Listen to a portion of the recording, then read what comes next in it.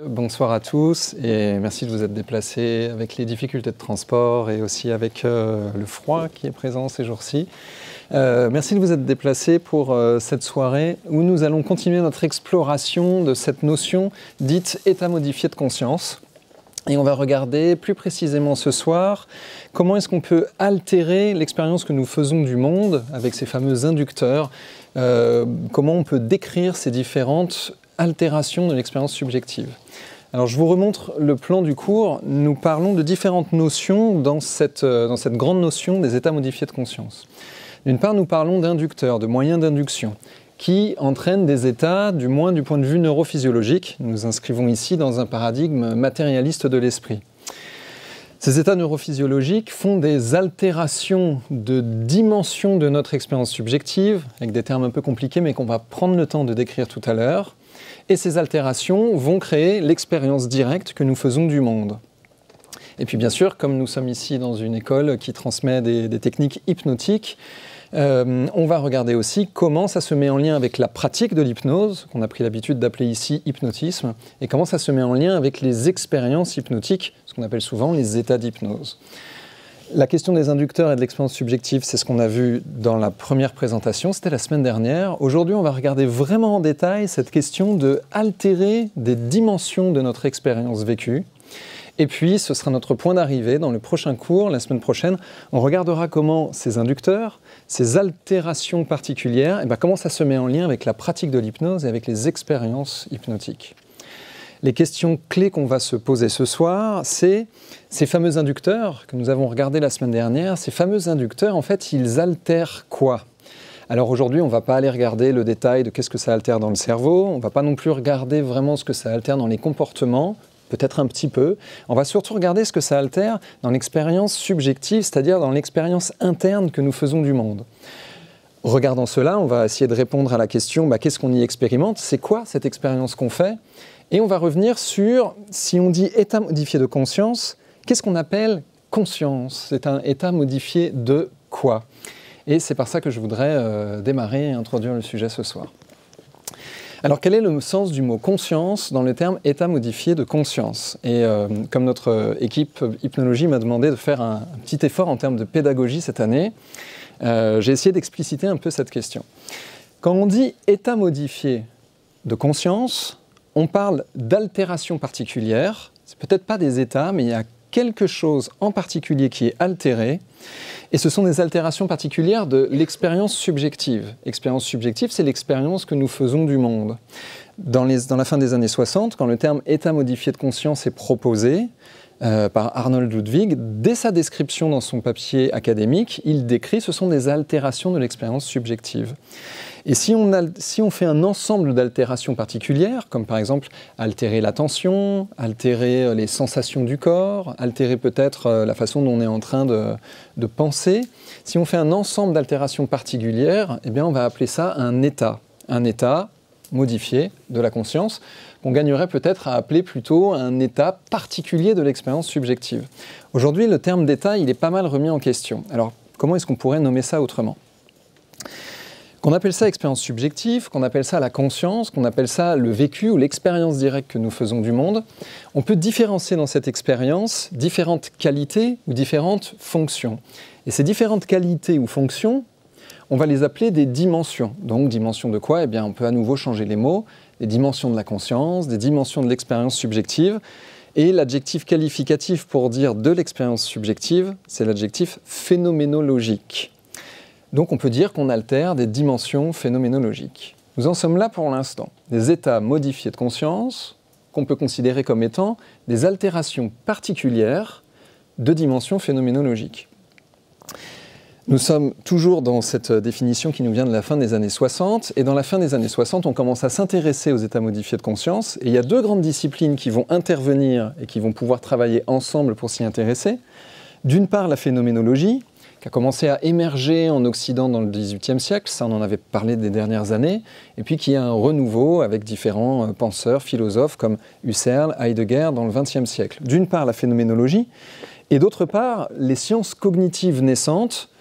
Alors on peut dire que les sciences cognitives ont plus ou moins démarré dans les années 1950, science de la cognition, science de la conscience, science des fonctions et des activités cognitives. Et ces deux disciplines, sciences cognitives et phénoménologie, vont aller s'intéresser à cette question d'altération particulière de dimension de l'expérience subjective. Est-ce que c'est clair pour vous jusqu'ici? Tant mieux, parce qu'on va aller un peu plus loin dans la complexité. Si ces dimensions elles sont altérées, on va parler d'altération phénoménologique. Pour dire, eh bien, c'est des altérations de certaines choses dans notre expérience subjective. Il y a des personnes qui parlent aussi de distorsion phénoménologique. Et en particulier, si ces altérations phénoménologiques, elles proviennent d'un inducteur, que ce soit un inducteur comme des procédés, comme on l'avait vu la dernière fois, comme hypnose ou méditation, que ce soit un inducteur naturel, comme le jeûne ou la privation de sommeil, si ces altérations proviennent d'un inducteur d'état modifié de conscience, alors on parle d'altération phénoménologique induite. C'est pour ça que j'ai mis des couleurs pour qu'on essaye de s'y repérer un peu. Les états ou les altérations en bleu, la conscience ou l'expérience subjective en rouge, mais en vert, qui a différentes dimensions en rouge, la notion d'induction en orange. Et si on commence à différencier toutes les différentes dimensions altérées par nos fameux inducteurs, on en arrive à la notion qu'on vient de décrire de modèles multidimensionnels, des modèles qui montrent plusieurs dimensions. À propos de quoi ? Modèle multidimensionnel à propos des altérations phénoménologiques induites. Pour le dire autrement, avec des termes plus simples, on va avoir différents modèles qui vont nous montrer les différents paramètres, les différentes fonctions, les différents contenus qui sont altérés, qui sont modifiés dans notre expérience subjective quand elle est soumise à un inducteur dit d'état modifié de conscience. Est-ce que la description est claire pour vous ? Alors je me suis dit que ça valait le coup de prendre le temps de détailler un peu parce que si je vous avais sorti cette slide en disant « Chers amis, nous rentrons ce soir dans les modèles multidimensionnels des altérations phénoménologiques induites et nous allons commencer par les modèles généralistes », je me suis dit que si j'y allais à cette vitesse-là et sans décrire les mots, eh bien ça ne ferait pas sens. Ah voilà, je pensais que ça vous ferait rire un peu, mais c'est pas très grave. Nous sommes donc dans des modèles multidimensionnels. Alors, multidimensionnels au sens où il y a X dimensions. Et comment on peut faire pour représenter visuellement plus que 3 dimensions? Ce qui n'est pas simple, en apparence, eh bien, il suffit de présenter les choses comme des curseurs. Nous avions vu dans le premier cours le travail de Weitel et ses collaborateurs, et j'avais fini sur ce modèle qui nous disait que dans les états modifiés de conscience, on pouvait isoler 4 grands paramètres qui étaient mis en mouvement. Les interactions avec l'environnement qui peuvent être diminuées ou augmentées à partir de ce qu'on appelle une baseline. Donc, la baseline, c'est l'expérience ordinaire pour un individu, c'est son expérience dite moyenne. Les interactions avec l'environnement, le volume des contenus de son attention qui peut être augmenté ou rétréci par rapport à cette baseline, le degré d'autoréférence par rapport à cette baseline à un niveau qui peut être un total oubli de soi, j'ai l'impression qu'il n'y a plus de je. Et puis à un autre niveau, la sensation d'avoir un je qui est très présent, on pourrait dire je suis pleinement ici et maintenant. Et enfin, des changements dans les aspects sensoriels de l'expérience qui peuvent être augmentés, l'impression par exemple que j'ai plein de perceptions, plein de sensations, ou qui peuvent être diminués, par exemple l'impression qu'il ne se passe plus rien, qu'il n'y a plus ni sensation ni impression. Alors ça, c'est ce qu'on avait montré la dernière fois, et aujourd'hui, on va regarder d'autres façons de représenter cela. Donc voilà comment on passe de ces différents curseurs avec la baseline à un autre type de diagramme qu'on va utiliser aujourd'hui.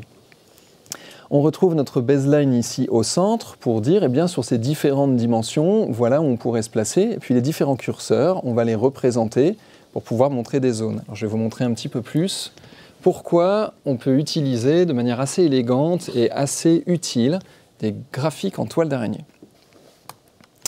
Ici, on a différentes dimensions de la conscience. Je les laisse un petit peu de côté, on les regardera tout à l'heure. Et puis on pourrait imaginer, comme je vous le disais, qu'au centre, on a notre baseline, donc notre expérience habituelle. Je vais lire par exemple les 3 premiers en partant de en haut et en allant vers la droite. Par exemple, des façons dont je suis en train de penser, qui me sont plutôt habituelles. La façon dont je suis en train de ressentir le temps, qui m'est plutôt habituelle, et puis la façon dont je suis en lien avec la réalité, comment je la perçois, comment je la comprends, et la sensation que j'ai de contrôle de moi-même, contrôle de ce qui se passe pour moi. Et jusqu'ici, on serait dans une baseline relativement habituelle. L'intérêt des diagrammes en forme de radar, en forme de toile d'araignée, c'est qu'ils vont nous permettre de montrer des déformations à partir de cette ligne de base. Imaginons par exemple ici, face à un inducteur donné, disons par exemple face à de l'alcool par exemple, face à un inducteur donné, un individu pourrait avoir ce sens, ce type d'expérience. L'impression de se sentir plus jeune, l'impression de ne pas réussir à décrire ce qui est en train de se passer pour lui. Mais pourtant, assez peu d'altération de la pensée. Ça ne ressemble pas vraiment à de l'alcool en fait ce truc-là. Mais peut-être que pour une autre personne, avec le même dosage du même inducteur, avec la même mobilisation du même inducteur, on pourrait avoir une réponse différente.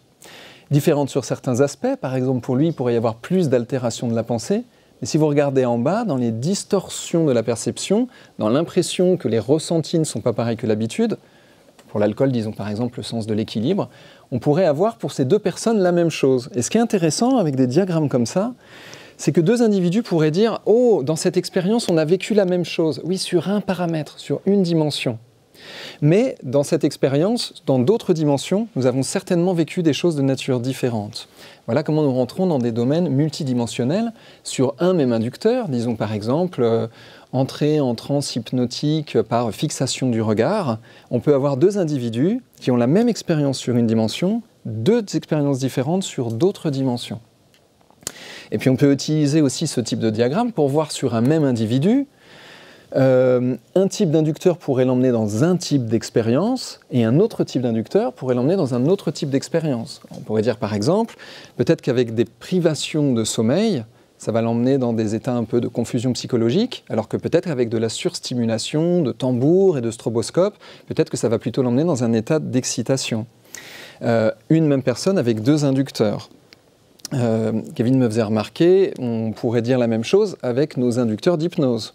Peut-être que pour un même individu, lui induire un état d'hypnose avec des spirales sensorielles, par exemple, lui faire focaliser son attention sur différents sens de manière alternée, peut-être que ça l'amènera dans une expérience très différente que si on lui fait les hypnoses un peu plus classiques, par exemple par relaxation ou par souvenir hypnotique. À partir d'une baseline, pour un même individu, on peut schématiser différents types d'expériences ou, à partir d'une baseline, pour le même type d'inducteur, on peut voir les réactions pour différents types d'individus. Alors à partir de là, est-ce que cette façon de représenter visuellement vous paraît claire? Ça m'arrange bien, parce que comme c'est le schéma que j'ai choisi pour la suite, si c'était pas clair, je serais embêté. Jean-Marc? Est-ce qu'il y a dans l'ordonnancement des différents paramètres quelque chose qui ferait mettre en haut certains paramètres et en bas d'autres paramètres, non, de façon à ce qu'on puisse dégager une impression d'ensemble du schéma? Je ne crois pas. Je ne crois pas qu'il y ait eu un choix pour pouvoir montrer différentes choses. Maintenant, certains chercheurs qui proposent ces types de schémas vont en effet agréger pour montrer des zones particulières. Et tout à l'heure, on va voir ça, comment différentes dimensions peuvent se rassembler dans des ensembles, ou l'inverse, comment une dimension peut être éclatée en différentes dimensions et montrer des sous-ensembles. Donc, à ce moment-là, je pense que ça répondra à ta question. OK ? Aujourd'hui, deux parties à partir de cet endroit-là. On va regarder les modèles multidimensionnels généralistes, ceux qui montrent un peu, à partir de la grande tradition des inducteurs d'états modifiés de conscience, quelles sont les différentes dimensions qui sont impliquées, qui sont altérées. Et puis après, on va regarder quelques modèles spécialisés. Alors le principal modèle généraliste que nous avons retenu, c'est le modèle de Ronald Pekkala, qu'il a proposé en 1991. Nous ici, on aime bien Ronald Pekkala parce que d'une part, il s'est beaucoup intéressé aux états modifiés de conscience, et d'autre part, il s'est beaucoup intéressé à l'hypnose comme inducteur d'états modifiés de conscience. Alors voilà ce que nous propose Pekkala, 11 dimensions. Évidemment, je ne vais pas rentrer trop dans le détail, je vais vous en donner une vue d'ensemble. Une dimension d'expérience altérée dans laquelle vont être modifiées l'image du corps, la perception du temps, les perceptions sensorielles, mais aussi les significations. Les significations, c'est quand vous avez par exemple l'impression que quand vous êtes en lien avec ce percept, avec cet objet, vous pouvez vous dire « c'est un verre, il est transparent, c'est de l'eau ». Et vous attribuez une signification à un percept. Vous êtes d'accord ? Une distorsion ou une altération des significations, c'est si on commence à se dire « ça c'est le temps, ça c'est l'univers, ça c'est l'infini », où vous voyez qu'il y a un changement de signification. Mais à la limite, on pourrait voir là-dedans du temps, pourquoi pas, hein. On pourrait voir l'univers, bah oui, il y a certainement des petits atomes qui à une époque lointaine étaient fort loin de la planète, dans ce verre, ce qui est intéressant. Et puis pour l'eau qui la compose, on peut imaginer qu'elle a beaucoup voyagé aussi dans le temps. Et puis on pourrait peut-être y imaginer la sensation d'infini. Mais si on va encore plus loin dans des transformations de signification, on pourrait avoir par exemple l'impression que ceci représente la notion de grenouille, vous voyez ? Et là on se dit oui, je crois que tu as une bonne distorsion de la signification des percepts. Voilà, mon exemple était un peu idiot, mais au moins je crois qu'il a le mérite d'être clair. Expérience altérée avec des changements dans l'image du corps, dans la perception du temps, dans les significations qu'on donne aux choses et dans les perceptions. Première dimension de Pékala. Les suivantes nous sont plus habituelles, des affects positifs qui vont être augmentés ou diminués, des affects négatifs qui vont être augmentés ou diminués, l'attention qui va bouger, et dans ce qu'a retenu Pékala en 91, il y a deux grands points dans l'attention. Il y a la direction de l'attention, où est-ce qu'elle vient se poser, et puis il y a le degré de cette fameuse absorption. Je ne vais pas rentrer trop dans l'histoire d'absorption ce soir, mais on pourrait dire en gros la façon dont l'attention peut être scotchée sur un objet. Si vous voulez comprendre ce que c'est l'absorption, allumez une télé, restez devant 5 minutes, et vous saurez ce que c'est de l'absorption. La cinquième dimension altérée par les inducteurs d'état modifié de conscience chez Pékala, c'est ce qu'on appelle en anglais imagery. On n'est pas toujours à l'aise ici pour traduire ce mot, mais c'est tout ce qu'on avait décrit dans notre module de cours sur l'imaginal. Il s'agit notamment pour lui de deux aspects de l'imagery qui sont modifiés, la quantité, le fait par exemple qu'on peut avoir les yeux fermés beaucoup d'images, et la vivacité, le fait qu'on peut avoir par exemple des images qui sont peu vivaces. On pourra dire, ben oui, j'imagine là quelque chose, j'imagine une prairie, mais je ne peux pas dire que je la vois, elle n'est pas vivace. Ou alors, très vivace, j'imagine là une prairie et carrément en fait je la vois, je vois les détails des couleurs, des brins d'herbe, etc. Dimension d'imagery. La sixième, c'est la conscience de soi, où on peut avoir plus conscience qu'on est là, qu'on est présent, qu'on existe, ou alors carrément une perte de conscience de soi, alors qu'on continue à expérimenter. C'est peut-être des expériences que vous avez faites, où on peut avoir l'impression à un moment de se dire il y a bien quelque chose qui expérimente, mais il n'y a plus de je, il n'y a plus de moi, il y a autre chose que ça. La septième et la huitième sont plus simples à décrire, l'impression que l'expérience est non ordinaire. Nous ici, dans notre transmission de l'hypnose, nous parlons beaucoup de cette dimension-là, non-habitualité, non-ordinarité de l'expérience. La huitième, c'est le dialogue intérieur, dont on a déjà beaucoup parlé en hypnologie avec les techniques dialogiques, l'impression de parler avec soi-même, ou qu'il y a plusieurs personnages qui échangent de l'information à l'intérieur de nous. La neuvième, il y a la rationalité, c'est l'impression à un niveau d'avoir l'esprit extrêmement clair, de comprendre les choses de manière extrêmement rapide, limpide, simple, directe, ou alors à l'autre extrême, l'impression d'être dans une totale confusion psychologique. Les deux ne sont ni bons ni mauvais, on ne parle pas de bien ou de mal ici, on parle de distorsion, de changement par rapport à l'expérience habituelle. Le contrôle volitionnel, c'est quelque chose qu'on connaît mieux, c'est notamment l'impression de contrôler ce qu'on est en train d'expérimenter, d'avoir l'impression par exemple de contrôler nos mouvements, mais aussi de contrôler notre attention. Et Pékala met beaucoup le focus sur cette dimension-là, sur cette dimension de contrôle de l'attention. Est-ce que nous sommes en train de bien contrôler notre attention, de le faire de manière volontaire, ou est-ce que de manière passive, presque de manière réceptive, eh bien simplement se présentent des choses à l'esprit. La 11e, c'est la mémoire, avec des altérations mémorielles, ce qui nous arrive par exemple parfois de manière spontanée dans les expériences de déjà-vu, l'impression qu'on est en train de vivre quelque chose dont on se rappelle presque depuis toujours. Et enfin la dernière, arousal en anglais, j'ai préféré ne pas le traduire parce qu'on n'a pas vraiment de terme qui explique bien cela. Parfois on utilise le terme excitation et on parle ici de relaxation diminuée. Donc si votre niveau de arousal, que je propose ici comme étant excitation, si ce niveau il baisse, eh bien vous êtes en train d'entrer en relaxation. Et si ce niveau il augmente, eh bien peut-être par exemple que vous êtes plus dans le punch, dans la joie, dans le fait d'être très attentif à tout ce qui se passe, peut-être que ça peut être lié à des affects positifs ou négatifs. Voilà les 11 dimensions que nous propose Pékala. Alors évidemment, des modèles comme ça, je vais vous en montrer beaucoup. Je ne vais pas les détailler tous, parce que sinon ça ferait catalogue, et puis je pense que ce serait un petit peu monotone. Mais je vais vous inviter à les regarder, à les explorer un peu, parce que la plupart de ces modèles ont énormément de choses à voir avec l'hypnose. En fait, ce propos est un peu malhonnête. À mon point de vue, tous ces modèles ont tous fortement à voir avec l'hypnose, mais je vais vous laisser vous faire votre avis, et on va en discuter ensemble après. Alors, qu'est-ce qu'on peut faire de ce modèle de Pékala ? Par exemple, on peut comparer différentes conditions. Ici, j'ai oublié de mettre la référence, c'est Pékala et Kumar en 1984. ils ont comparé leurs différentes dimensions avec différentes conditions. Les yeux fermés, les yeux ouverts, ce sont les lignes que vous voyez en rouge et bleu en pointillés. Et on voit que c'est quand même relativement proche, sauf pour une condition, le dialogue intérieur, qui augmente quand les yeux sont fermés. Et puis ils ont comparé ça avec la condition hypnose, et vous voyez qu'à deux exceptions près, dans la condition hypnose, toutes ces dimensions se rétrécissent, ce qui est un état modifié de conscience conséquent par rapport à l'état habituel. Regardons par exemple qu'est-ce qui pourrait se rétrécir, s'amoindrir, moins d'accès à la mémoire, moins de contrôle volitionnel, moins de rationalité, moins de dialogue intérieur, sauf si on suggère qu'il augmente, mais ça c'est une autre histoire, moins d'affect de manière générale, et puis la sensation d'état altéré qui augmente, et la sensation que notre attention, que notre vigilance est différente de d'habitude, qui augmente fortement. Ici on voit bien avec ce type de diagramme comment, avec une condition, dans des conditions avec hypnose ou dans des conditions sans hypnose, nous pouvons très rapidement mapper, regarder la configuration de différentes dimensions qui sont altérées. Est-ce que l'illustration est claire pour vous? Oui, je vous en prie. Est-ce qu'on peut mesurer la différence dans l'état d'hypnose entre les yeux ouverts et les yeux fermés? Quelle est l'expérience qui est faite pour pouvoir valider cette différence? Oui. Alors si vous voulez voir exactement l'expérience qui a été faite pour valider cette différence, il faut aller lire le papier précisément de Kumar et Pekala en 1984. Vous trouvez dans l'ouvrage Quantifying Consciousness, qui n'est pas traduit en français.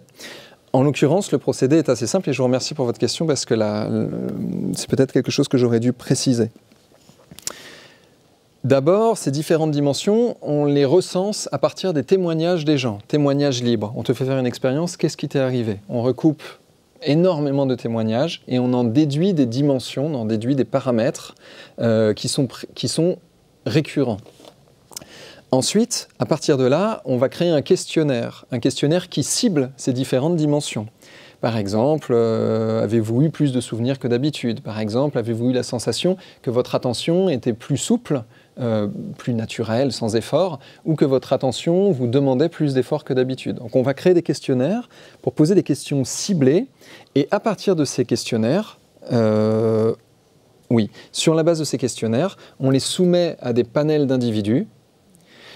Là, il y a tout un ensemble de choses scientifiques, statistiques, pour savoir si ce type de panel d'individus, est-ce que ça suffit pour être probant, est-ce que ça suffit pas. Et là, on s'en remet aux scientifiques précédents qui ont montré ces choses-là. Donc on respecte cela, on respecte cette méthodologie, et on en déduit des moyennes. Ça répond à votre question? J'ai essayé de faire court, parce que ça c'est un sujet, on pourrait en parler longtemps, mais peut-être tout à l'heure, on prendra plus de temps pour des questions-réponses, on pourra rentrer un peu plus sur ces questions de méthodologie.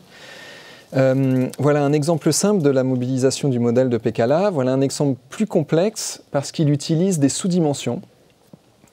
Je ne vais pas vous le décrire, vous pourrez le regarder plus en détail. Juste ici, ce qui est comparé, c'est des narrations d'expériences ordinaires, des narrations d'expériences de bonheur et des narrations d'expériences dites religieuses ou spirituelles. Ce sont celles qui sont en gris clair, la dernière catégorie, et on voit qu'elles ont des spécificités, mais voilà, je ne vais pas entrer dans les détails, je voulais juste vous montrer un petit peu à quoi ça sert. Alors pour les modèles généralistes, qu'est-ce qu'on avait avant Pekala en 91? Et dans le dernier cours, dans le premier cours, quand je vous ai présenté la notion d'état modifié de conscience et puis ses différents inducteurs, je vous ai beaucoup parlé de Arnold Ludwig, puisque c'est lui qui a proposé les mots état modifié de conscience. Pour rappel, Ludwig, il nous dit état modifié de conscience, il y a trois choses. Il y a un terme qui sert à relier différentes expériences. Il y a des inducteurs particuliers, et ça on en a longuement parlé la semaine dernière. Et puis il y a des caractéristiques de ce qui est modifié. Et quand je vous avais décrit ça, je vous avais dit les caractéristiques, on les garde pour la semaine prochaine. Et on va passer d'abord un temps sur les inducteurs. Maintenant, on peut y revenir. On est donc en 1966 et Ludwig pose ce cadre de base, il pose cette espèce de nouveau paradigme, ce nouveau concept d'état modifié de conscience. Et lui, il dit il y a 10 caractéristiques. Il y a le fait que la pensée est modifiée. On se rend compte que notre pensée, elle n'est pas comme d'habitude. Il y a le fait que notre sensation du temps, c'est pas exactement la même que d'habitude. Que l'impression qu'on a de contrôle de nous-mêmes et de contrôle qu'on a sur le monde et de sensation que les choses sont réelles, ça se met à bouger. Que nos émotions ne s'expriment pas pareil que d'habitude. Que la perception qu'on peut avoir mémoire de notre corps, comment on imagine notre corps, comment on le ressent, comment on l'imagine visuellement, ça se met en mouvement. Que nos perceptions elles-mêmes, elles sont distordues, elles ne sont pas comme d'habitude, elles sont altérées. Que les objets du monde semblent changer de signification, peuvent signifier autre chose, ou sembler ne plus avoir de sens, ou sembler signifier tout et n'importe quoi. L'impression générale que l'expérience, on ne peut pas la décrire, que le langage commun n'est plus adapté pour décrire ces expériences particulières. Ludwig notait aussi qu'il peut y avoir un sentiment de rajeunissement et de régénération, et enfin un sentiment que nous sommes extrêmement suggestibles à l'environnement. Voilà, en 1966, les caractéristiques générales que nous proposait Ludwig. Alors, j'aurai beaucoup de plaisir à vous les détailler les unes après les autres, mais comme il y a des modèles plus avancés que celui de Ludwig, eh bien, je vous laisserai vous faire votre propre idée. Charles Tart, en 1975, presque 10 ans après, va reprendre le travail de Ludwig et dire « c'est pas si simple que ça, on peut le regarder autrement ». Pour Tart, ce qui est mis en mouvement, c'est les perceptions qu'on a du monde externe, les perceptions qu'on a du monde interne, la façon dont on traite les informations que nous percevons, les altérations de la mémoire, mais Tart montre aussi qu'il y a, dans ces fameux états modifiés de conscience, des matériaux inconscients qui viennent de manière spontanée, des irruptions. Des changements dans les émotions, des changements dans l'évaluation des situations et dans les prises de décision pour réagir aux situations, des distorsions du temps, certes, mais aussi des distorsions de la perception de l'espace, le sens de l'identité qui va être mis à mal, je n'aurais pas dû le dire comme ça, le sens de l'identité qui va être altéré, et enfin la motricité, notre motricité habituelle, où on peut avoir l'impression que quelque chose est altéré. 20 ans plus tard, Farding, qui a beaucoup travaillé sur la question de la conscience et des états modifiés de conscience, publie un ouvrage qu'il appelle « Psychology of Consciousness ». Ça fait maintenant à peu près 40 ans que les sciences cognitives se sont établies et on commence à avoir des personnes, comme Farding, qui, à partir des états modifiés de conscience, disent qu'il serait peut-être temps d'assembler ces différents modèles pour montrer les grands points clés de ce qui est mis en mouvement. Et ici, on va retrouver quelque chose d'un peu plus conventionnel, qui est aussi mis en mouvement par d'autres choses que des inducteurs d'états modifiés de conscience. Par exemple, qui peut être mis en mouvement simplement par le fait de partir en vacances ou par le fait de prendre un bain chaud. Reste à voir s'il ne s'agirait pas aussi d'états modifiés de conscience. Alors, par exemple, dans ces catégories, chez Farding, il y a la perception habituelle, l'imagerie mentale, le discours intérieur, la façon dont notre pensée s'établit en concept, les remémorations, le fait d'avoir des souvenirs qui nous reviennent, nos sensations, nos émotions, notre contrôle volitionnel, donc ce qui va relier notre prise de décision, nos intentions, nos sensations de volonté ou d'automatisme, et enfin la conscience de soi, comment est-ce qu'on se perçoit soi-même, comment on a l'impression d'avoir un moi qui est au centre de notre expérience. Voilà pour les modèles généraux, et comme je vous le disais au début de la présentation des modèles généraux, nous proposons pour l'instant de retenir surtout le modèle de Pekkala. Alors, est-ce que pour les modèles généraux, ça vous semble clair ? On voit déjà, avec ces différents auteurs, tout un panel de dimensions de notre expérience qui sont altérées par ces fameux inducteurs que nous avons listés la semaine dernière. Alors, c'est là que ça va devenir un petit peu plus non, pas plus intéressant. Je pense que c'est là que ça va devenir un petit peu plus amusant, c'est qu'on va regarder les différents modèles spécialisés. Et je vous rappelle, la notion d'état modifié de conscience vient de la rencontre de différents types d'expériences, de différents types de situations et d'inducteurs, notamment parmi ceux-ci, les expériences des psychotropes dits hallucinogènes, les expériences dites mystiques, liées aux pratiques dites religieuses ou spirituelles, et les expériences qui viennent des fortes mobilisations de l'attention. Donc on va regarder quelques exemples pour ces différentes catégories. Alors tout d'abord, dans les expériences liées aux hallucinogènes, voilà le modèle que nous proposons de retenir. C'est le modèle de Studerus en 2010 sur 11 dimensions de l'expérience subjective qui sont altérées par ces expériences de psychotropes hallucinogènes. Alors pas que, parce que ce que vont montrer Studerus et ses collaborateurs, et les différentes personnes qui cherchent sur ce sujet, c'est que ces 11 dimensions altérées par ces fameux psychotropes sont aussi altérables par d'autres inducteurs d'état modifiés de conscience. Elles sont aussi altérables par une déprivation sensorielle. Elles sont aussi altérables par la méditation ou l'hypnose. Donc regardons un peu quelles sont ces dimensions qui, principalement, ont été relevées comme liées à ces psychotropes hallucinogènes. Une expérience d'unité dans laquelle il peut y avoir l'impression qu'il n'y a plus de séparation entre le sujet qui expérimente le monde, c'est vous, le sujet qui expérimentez le monde, et le monde expérimenté par le sujet. C'est ce que vous percevez autour de vous. Une sensation d'unité.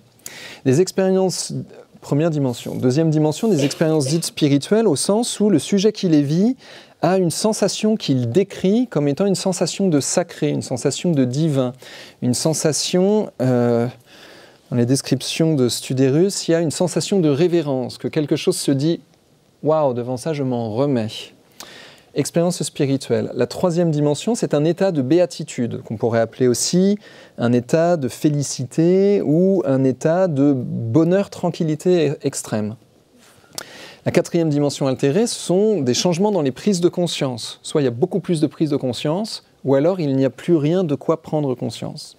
La cinquième, c'est la fameuse décorporation qu'on retrouve dans les out-of-body experiences, qu'on retrouve aussi dans les fameuses near-death experiences. La sixième, c'est la sensation que les cognitions, donc comment s'organise notre psyché, et que notre contrôle, comment est-ce qu'on organise notre motricité, comment on organise notre réponse au monde, que tout ça, c'est altéré.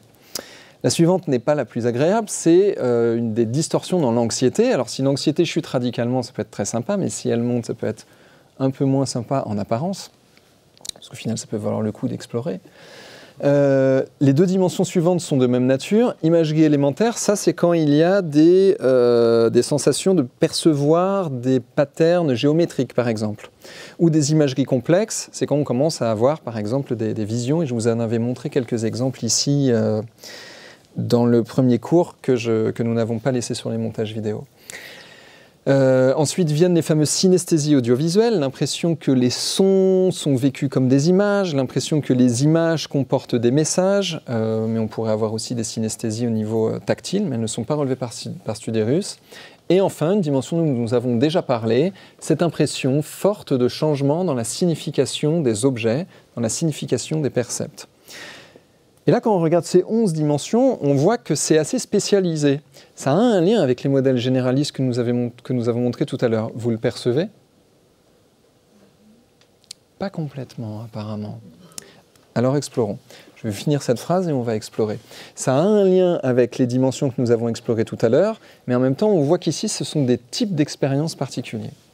Alors, quel lien ça pourrait avoir? Par exemple, on pourrait regarder le changement dans la signification des percepts, le fait qu'il y a de l'imagerie, le fait qu'il y a des émotions, par exemple des surgissements d'anxiété, ce qui est un affect négatif très fort, l'anxiété, ou alors des états de béatitude, ce qui est un affect négatif, un affect positif très fort. Mais on a aussi, par exemple, des idées de changement de contrôle et cognition. Et si on va sur le modèle général de Pécala, qu'on a montré tout à l'heure, on va retrouver ces nomenclatures. Des affects positifs, des affects négatifs, des distorsions du contrôle, des distorsions dans la conscience de soi, des apparitions d'imagery, que nous retrouvons bien en effet, j'arrive à me déplacer avec la souris, voilà, que nous retrouvons bien en effet dans ces modèles spécialisés, mais de manière plus précise. Pourquoi? Parce que ces inducteurs ont tendance à préciser ces types d'expériences. Alors à partir du modèle de Studérus, qu'est-ce qu'on peut faire? On peut par exemple comparer sur ces différentes dimensions l'effet que donne un psychotrope avec l'effet d'un placebo. Donc ça pour votre question, comment on a fait pour le mesurer? Simplement ils ont administré des placebos et des psychotropes à des sujets, ils ont fait la moyenne des expériences. Bien sûr quand on parle de psychotropes, mais nous ce n'est pas notre domaine d'expertise ici à l'Arche, quand on parle de psychotrope, il y aurait toute une question sur le psychotrope, à quel moment de son effet. Parce que vous savez bien, par exemple, qu'une demi-heure après une pinte de bière, eh bien, ce n'est pas le même état que 6 heures après la dernière pinte de bière. Ce n'est pas la même expérience. Mais on peut aussi, avec ce type de modèle, comparer deux dosages du même psychotrope. Alors, en quoi ça va nous intéresser, nous, ici, dans une école d'hypnose? Nous, évidemment, on ne travaille pas avec des psychotropes, ce n'est pas notre métier. Mais on peut s'inspirer de ces modèles pour dire, sur ces différentes dimensions, quelle pourrait être la différence entre conditions hypnotiques ou conditions non hypnotiques? Ou alors, avec une induction courte ou une induction longue du même inducteur d'expérience hypnotique, qu'est-ce qu'on pourrait noter comme différence? Et j'attire votre attention sur ces fameuses comparaisons avec deux dosages de même psychotrope. Si vous regardez par exemple sur la dimension en haut à droite, expérience spirituelle, et aussi en haut à droite, état de béatitude, on voit qu'en augmentant la dose, ça ne change pas beaucoup. Vous le percevez? En revanche, si on regarde tout le secteur de gauche, des synesthésies audiovisuelles, de l'imagerie élémentaire ou des imageries complexes, on voit qu'en augmentant le dosage de ce psychotrope, ces dimensions-là augmentent fortement. Résumé de ce qu'on vient de dire, en changeant le dosage sur ce psychotrope, certaines dimensions ne bougent pas et d'autres sont augmentées. Donc les distorsions sur certaines dimensions ne bougent plus et d'autres sont augmentées. Alors ça évidemment pour nous, centre de recherche d'une école d'hypnose, puis d'une école qui s'intéresse de manière générale à la mobilisation des changements d'état de conscience, ça va beaucoup nous intéresser. En augmentant une induction, quels paramètres ne bougent pas, mais quels paramètres continuent à bouger? Imaginons par exemple que je fasse une induction, comme je le disais tout à l'heure, par exemple par spirale sensorielle, et que je continue mon induction, et que je pose une question à la personne de type « Et là, pour ton attention, qu'est-ce que tu ressens ?» Peut-être qu'il va me dire « Dans mon attention, rien ne change. » Et peut-être que je vais en tirer comme conclusion à tort « J'ai beau continuer à induire, ça ne change pas. » Mais c'est une conclusion hâtive, parce que peut-être que si je lui demande « Et dans tes perceptions, et dans tes sensations internes, qu'est-ce qui se passe ?» Et peut-être que là, il va me dire « Ah plus tu me fais ce truc de changement de sens, et plus là, dans les cognitions et les perceptions, c'est de plus en plus différent de d'habitude. » Sur une dimension, attention, peut-être que ça n'évolue plus. Sur une autre dimension, peut-être que ça évolue. Et ça nous amène de manière générale à penser le fameux état d'hypnose, s'il en est, comme un ensemble multidimensionnel, et nos inducteurs comme pouvant bouger de manière différente, différentes dimensions. Donc voilà ce que nous, on peut commencer à penser à partir de ces modèles-là. Alors, quelques modèles antérieurs sur la même spécialisation. Theodore Barber, dont je vous avais parlé la semaine dernière, lui va montrer différents effets liés au LSD. Je vous en ai noté quelques-uns, mais on peut passer un petit peu à côté de ce modèle-là. Celui-ci va plus nous intéresser. Dietrich, en 1975, et avec une rénovation de son travail en 1985, va s'intéresser, à partir de ces histoires d'états modifiés de conscience liés à des psychotropes, il va s'intéresser à ce qu'il appelle les états mentaux anormaux. Et il en retient surtout 3. Oceanic boundlessness, sensation d'un état océanique sans frontières. Et de quoi s'agit-il ? Il s'agit des aspects positifs, je vais le redire parce que c'est vraiment important cette histoire-là. Il s'agit des aspects positifs de ce qu'on appelle la déréalisation et la dépersonnalisation. Alors je pense que si on discutait avec des amis psychiatres français formés avec des points de vue généralement freudiens, lacaniens, ils nous diraient « mais comment ça, des aspects positifs de la déréalisation et de la dépersonnalisation ?» Et notre réponse serait « eh bien, Dietrich 1975, allons explorer le papier pour voir de quoi il s'agit. » Mais il s'agit aussi des aspects positifs de sensations positives extrêmes, et vraiment extrêmes, et des aspects positifs de sensations d'unité entre soi et le monde. Oceanic boundlessness, état océanique sans frontières. Celui-là, généralement, est très attirant. Le suivant, beaucoup moins. Dread of ego dissolution, la peur d'une dissolution imminente à venir de l'ego. La peur de la disparition du sentiment d'un moi qui crée des aspects négatifs des déréalisations et des dépersonnalisations, qui crée de fortes perturbations cognitives, des expériences paranoïdes, on en parlait tout à l'heure, et des pertes d'agentivité mentale, l'impression que mes pensées sont externes à ce que je suis, des pertes d'agentivité motrice, l'impression que les mouvements de mon corps ne sont plus contrôlés par moi. Dread of ego dissolution, la peur d'une dissolution imminente et à venir de l'ego, qui est liée généralement à une forte anxiété. Je l'ai noté en haut, c'est ce que les consommateurs de psychotropes appellent généralement le bad trip. Et enfin, troisième dimension relevée par Dietrich et ses collaborateurs, restructuration visionnaire, visionary restructurization. Parce que ces trucs-là, ça n'existe pas en français, en fait. Il n'y a que ici, à ma connaissance, et peut-être dans le collectif Alius, que des personnes ont pris le temps de traduire ces travaux. Or, comme vous pouvez le constater, ils ont presque 50 ans, quand même, ces travaux. Donc voilà peut-être pourquoi, de manière générale, dans les traditions françaises de l'hypnose, des états modifiés de conscience, du chamanisme, etc., on a perdu de l'information par manque de traduction. Alors, restructuration visionnaire, c'est à la fois tout ce qui concerne les visions, les hallucinations, les pseudo-hallucinations dont on a parlé la semaine dernière, mais aussi le moment où il y a des synesthésies audiovisuelles, donc l'impression que les images sont comme des sons, que les sons sont comme des images, et ces fameuses altérations de la signification des percepts. Et on pourrait se dire, tiens, pourquoi est-ce que ces trois-là marchent ensemble? Tout ce qui est visionnaire, tout ce qui est synesthésie, tout ce qui est changement de signification. Pourquoi ça marche ensemble? Eh bien, là encore, il faut aller voir dans le travail de Dietrich pourquoi il a montré que ces différents paramètres bougent ensemble. Donc je laisse un peu de mystère, parce qu'il y aurait tellement de choses à dire sur ces questions d'état modifié de conscience qu'il m'a fallu laisser des choses de côté. Alors, quelques exemples de l'utilisation de ces trois dimensions principales de changement d'état de conscience.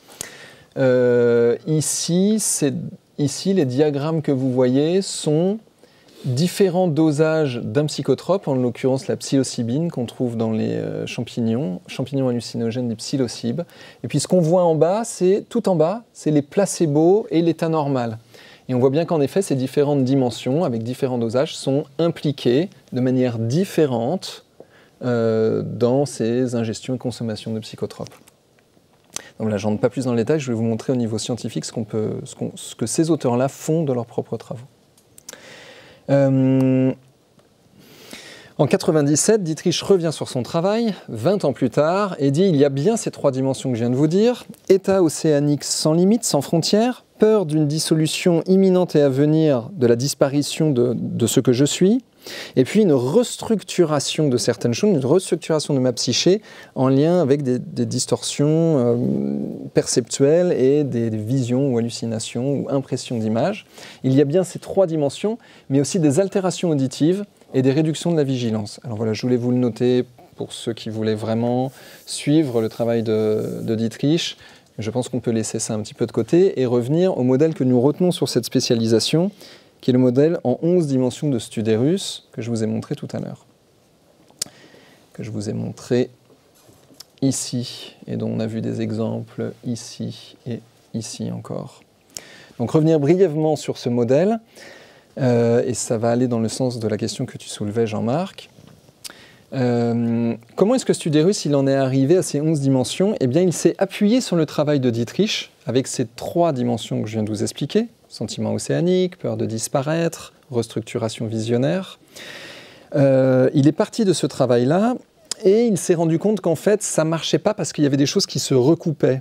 Il y avait des questions dans les questionnaires pour aller explorer ça, qui appartenaient à plusieurs dimensions. Et il a redécoupé ces trois grandes zones que vous voyez ici, en jaune, état océanique sans limite, en bleu, peur de la dissolution de l'ego, en rouge, restructuration visionnaire. Et il a redivisé ces trois dimensions en sous-dimensions. Ce sont les 11 que je vous ai montrées tout à l'heure. Donc du côté sentiment océanique, on a l'expérience d'unité, expérience spirituelle, état de béatitude, sensation de prise de conscience. Sensations de prise de conscience qui sont aussi du côté peur de disparaître, peur que l'ego disparaisse. Sensation de prise de conscience, décorporation, perte de contrôle et décognition, anxiété. Anxiété qui est aussi présente dans la restructuration visionnaire, avec différents niveaux d'imagerie, des synesthésies, des changements dans la signification des choses.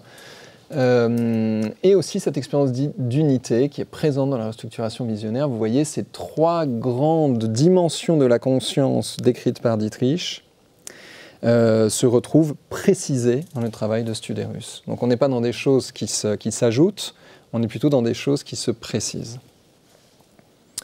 Et puis on va avoir aujourd'hui de manière moderne, comme Lichty et ses collaborateurs, des personnes qui disent « bon, tout ça c'est pas encore très stable, donc quand on va faire passer des questionnaires, on va relever tout à la fois, les 11 dimensions, les 3, les 5, et puis on verra bien si ça corrèle toujours. » Ce qu'ils arrivent à mettre en lumière, c'est que ça corrèle plutôt bien avec différents types d'études dont j'ai mis les références ici. Voilà pour les modèles spécialisés liés aux psychotropes hallucinogènes. C'est ce qui nous aura pris le plus de temps dans les modèles spécialisés. Pourquoi ? Parce que c'est très facile de faire des études avec des psychotropes. Encore faut-il avoir les comités d'éthique pour le faire, encore faut-il avoir une équipe de recherche qui comporte des médecins habilités, etc. Mais en soi, c'est facile à faire parce qu'il suffit de prendre des doses, de les diviser par le poids corporel d'une personne et on peut vérifier les choses à l'identique. Mesurer des expériences mystiques, c'est déjà beaucoup plus aléatoire. Et mesurer des mobilisations de l'attention, c'est aussi plus aléatoire. Donc voilà pourquoi la grande tradition de la mobilisation des psychotropes nous donne beaucoup d'informations qui nous pourront nous être utiles plus tard. On verra ça dans le 3e cours quand on parlera d'hypnose. Alors le modèle qu'on a retenu pour les expériences dites religieuses et spirituelles induites, c'est le modèle de Hood et ses collaborateurs qui proposent une échelle des expériences mystiques, dans lequel ils retiennent à nouveau quelques dimensions, et je vais prendre un peu moins le temps pour les décrire, parce que vous allez voir qu'il y a beaucoup de choses que nous avons déjà décrites. Première dimension altérée, la qualité de l'ego, l'impression de perdre la sensation d'un soi, et on en a parlé tout à l'heure. Deuxième, qualité unifiante, et ça c'est plutôt au niveau de l'attention, c'est l'impression que tous les objets qui sont perçus en fait ne sont pas des objets séparés, mais qu'en fait tout ça c'est une seule et même chose. La qualité de subjectivité interne, ça c'est une expérience d'avoir l'impression que dans les objets perçus, il y a quelque chose qui est subjectif. Par exemple, je pourrais avoir l'impression que dans l'objet perçu Jean-Marc, il y a une subjectivité. J'ai vraiment cette impression.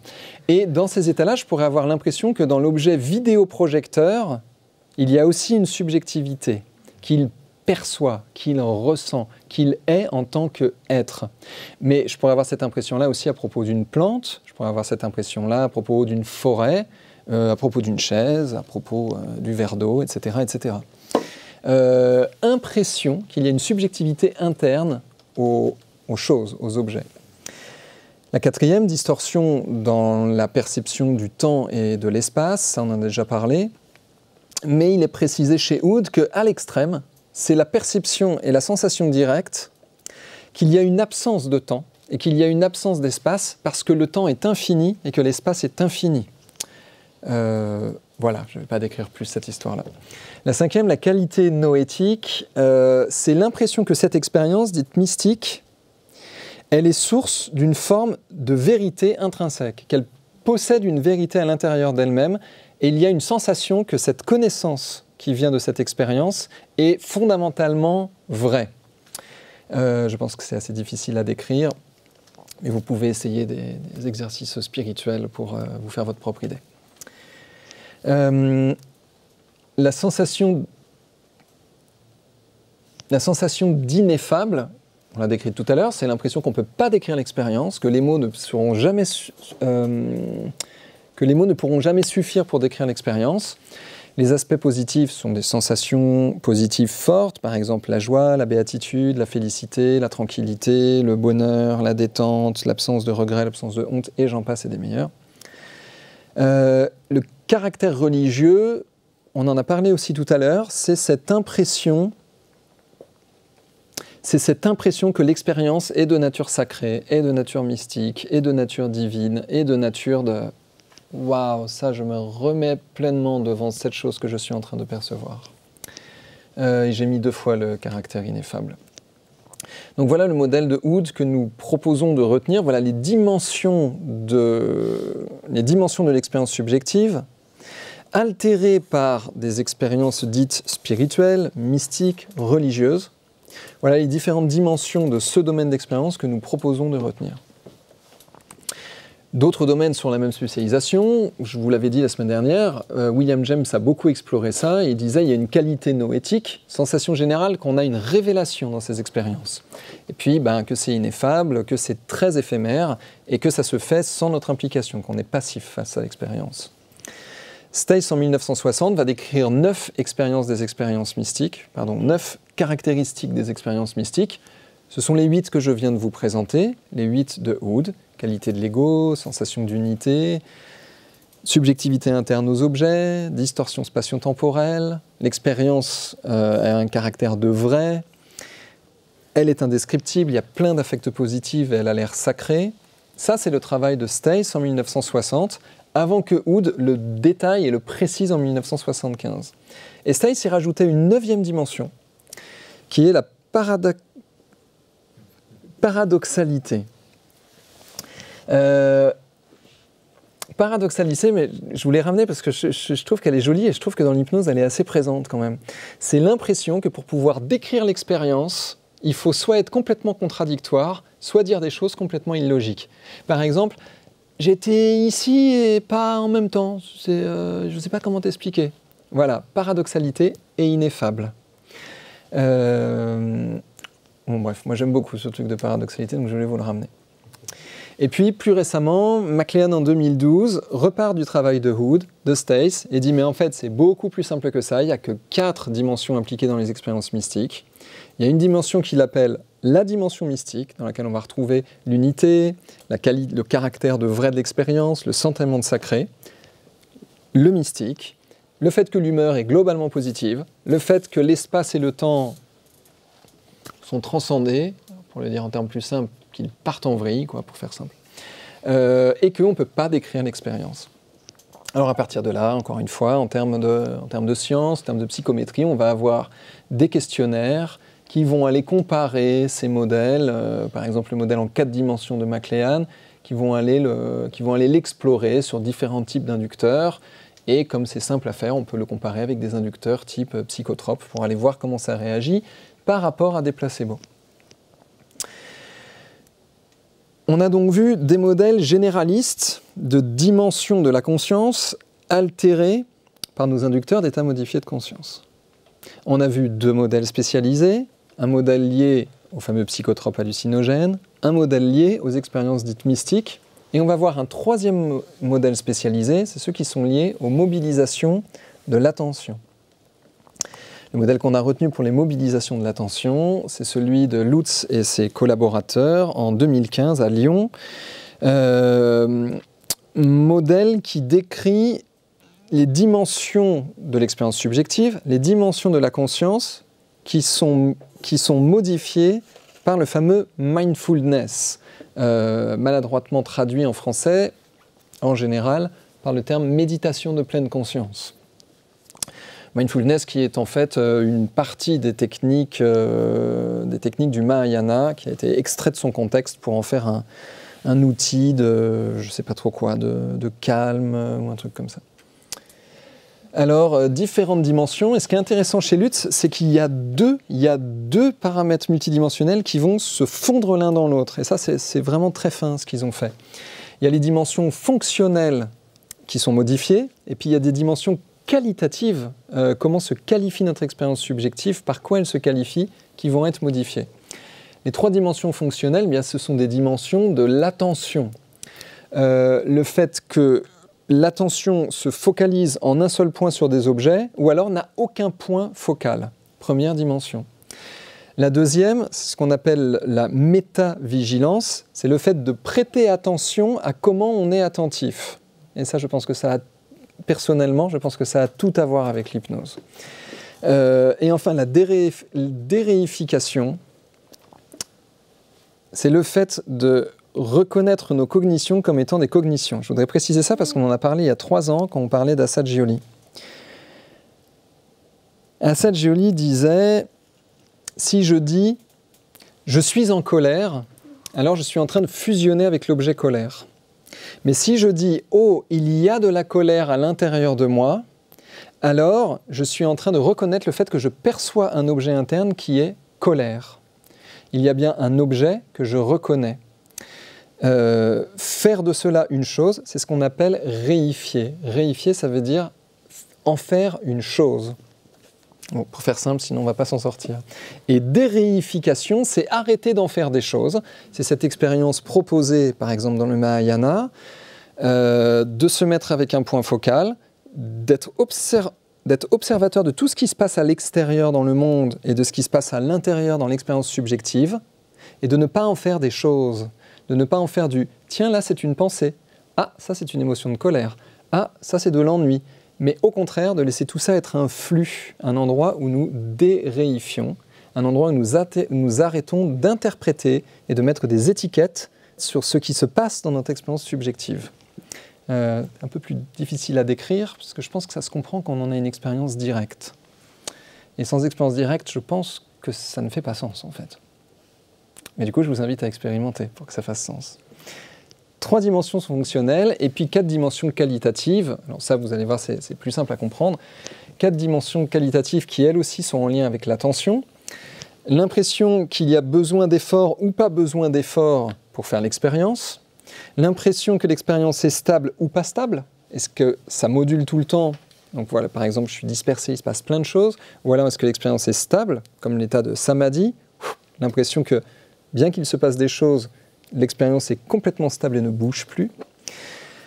La 3e dimension, la clarté, donc c'est le degré de vivacité de l'expérience. Par exemple, absence de clarté, c'est je suis en train de faire mon mindfulness et j'ai vraiment l'impression d'être complètement obstrué par ce qui se passe, quoi. L'impression de torpeur, on pourrait dire. Ou alors, dans l'autre extrême, impression que l'expérience est très vive, qu'elle est très claire. Donc, pour mieux voir cette dimension de clarté, ce que je vous invite à faire, c'est à prendre le papier de Lutz et ses collaborateurs et voir comment ils le décrivent. Et enfin, une dimension d'ouverture du champ attentionnel. Ouverture du champ attentionnel, c'est le fait d'avoir l'impression à un moment de percevoir tout ce qui se passe. Vous voyez, j'essaye de faire ce geste pour vous montrer avec mes gestes l'attention qui se focalise, mais à un moment, j'ai l'impression de percevoir tout l'espace, tout ce qui se passe autour de moi. C'est peut-être une expérience qu'on fait, par exemple, quand on va contempler un paysage. On ne focalise pas quelque chose en particulier, mais à un moment, on a l'impression que notre attention s'ouvre, comme si elle avait plus de place pour plus de contenu. Donc voilà ce que nous proposent Lutz et ses collaborateurs, 3 dimensions fonctionnelles qui vont être altérées, 4 dimensions qualitatives qui vont être altérées, et il va y avoir la rencontre de ces différentes altérations. Alors dans leur article scientifique, ils le présentent comme ça. Le cube représente les 3 dimensions fonctionnelles qui sont altérées. Et puis les différents petits symboles représentent les 4 dimensions qualitatives. Je ne vais pas rentrer dans le détail de ce modèle. J'espère qu'une prochaine année, nous aurons le temps de le prendre et au lieu de le présenter en 5 minutes, de prendre 1 heure pour le présenter en détail. Pour finir, quelques modèles antérieurs sur la spécialisation mobilisation de l'attention. Silverman avait montré en 1968 3 facteurs de l'attention. Comment est-ce qu'on en recherche ? Le fait d'être à l'affût d'informations qu'on essaye de percevoir, ou alors d'être dans l'inverse, la sensation de ne plus chercher à percevoir quoi que ce soit. Comment l'information est sélectionnée, comment est-ce qu'on va différencier les choses, et comment on va être distrait ou pas. Et puis comment on répond aux stimuli. La réponse aux stimuli, par exemple, ça pourrait être le fait d'avoir des choses qui viennent distraire notre attention, mais de n'y donner aucune réponse, comme si nous en étions complètement indifférents. Quand même quelque chose de très saillant se produirait, par exemple. Voilà ce qu'avait montré Silverman en 68. Pekkala, dont j'ai parlé tout à l'heure, en 1985, va montrer, lui, 12 dimensions de l'attention, et je ne vais pas vous faire le supplice de vous redécrire les 12 dimensions de l'attention de Pekkala, je vous laisserai les lire. Je vous propose plutôt de vous intéresser au travail très intéressant de Lutz et de ses collaborateurs. Pour conclure, nous avons nommé beaucoup de dimensions de l'expérience subjective ou de dimensions de la conscience modifiées par des inducteurs d'états modifiés de conscience. Et quand on les a comptés, Clément et moi, en préparant ce cours, on s'est rendu compte qu'il y en avait une bonne 60aine et que si on enlève celles qui se recoupent, il en reste une bonne 40aine. Alors on les a relevées brièvement et on s'est dit on va juste montrer qu'on peut les relever, qu'on peut faire quelques classements. Mais voilà, je pense qu'on reviendra sur ça un petit peu plus tard. Pour terminer, à partir du moment où on a toutes ces dimensions de l'expérience subjective qui peuvent être altérées, à partir de là se pose une question.